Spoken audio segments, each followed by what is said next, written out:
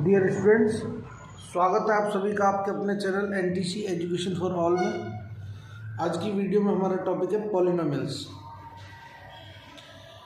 बेटा, हम जब पॉलिनोमियल्स पढ़ते हैं तो A x square plus B x plus C की फॉर्म में जितने भी हमारे अलजेब्रिक एक्सप्रेशंस लिखे होते हैं उन्हें पढ़ते हैं क्वाड्रेटिक पॉलिनोमियल के रूप में, क्वाड्रेटिक पॉलिनोमियल के रूप में। ठीक है। और ए एक्स प्लस बी की फॉर्म में लीनियर पॉलिनोमियल है। ठीक।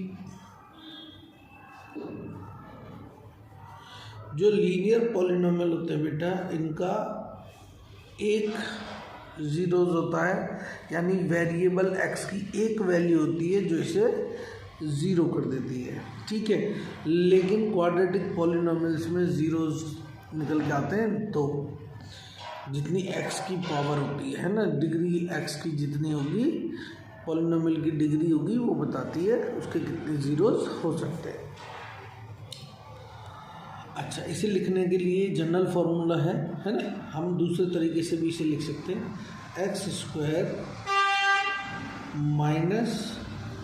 Minus b upon a x plus c over A.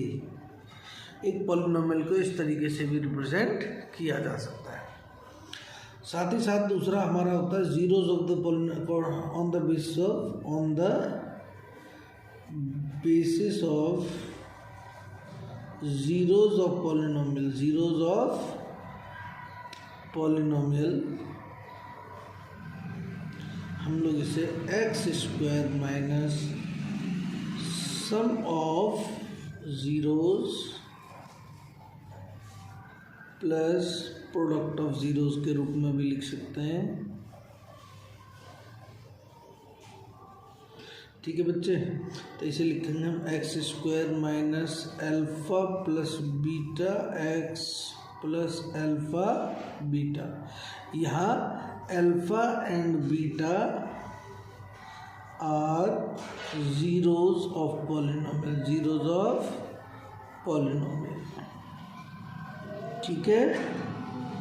Alpha और बीटा है क्या है, जीरोज ऑफ द पॉलिनोमियल है।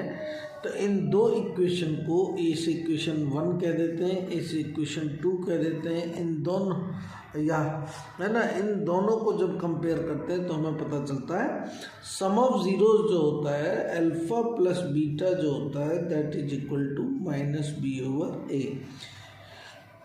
ये रेशियो ऑफ कोफिशिएंट और जीरोज ऑफ द पॉलिनोमियल का आपस में रिलेशनशिप निकल के आता है। अल्फा बीटा यानी प्रोडक्ट ऑफ द जीरो जो होता है वो सी ओवर ए।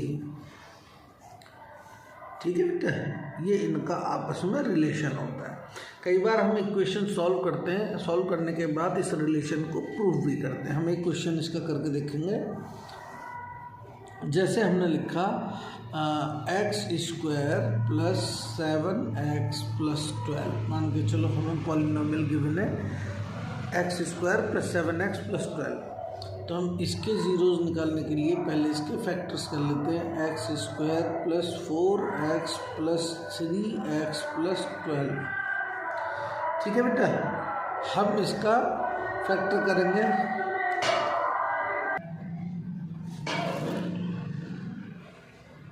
चलो करें फैक्टर। इसमें से हम देखते हैं बेटा, एक्स स्क्वायर प्लस 4x में से x कॉमन आ जाएगा, अंदर बचेगा x प्लस 4, 3 1 3, 3 4 12। यहाँ से हम 3 कॉमन ले लेंगे, अंदर x प्लस 4 बचेगा। अगेन ये x प्लस 4 हम कॉमन ले लेंगे, x प्लस 4, ये x प्लस 3। अगर हम इनमें से किसी एक प्रोडक्ट को ज़ीरो रख देते हैं, यानी हमने x प्लस 4 को अगर ज़ीरो ले लिया तो x की वैल्यू -4 आ जाएगी।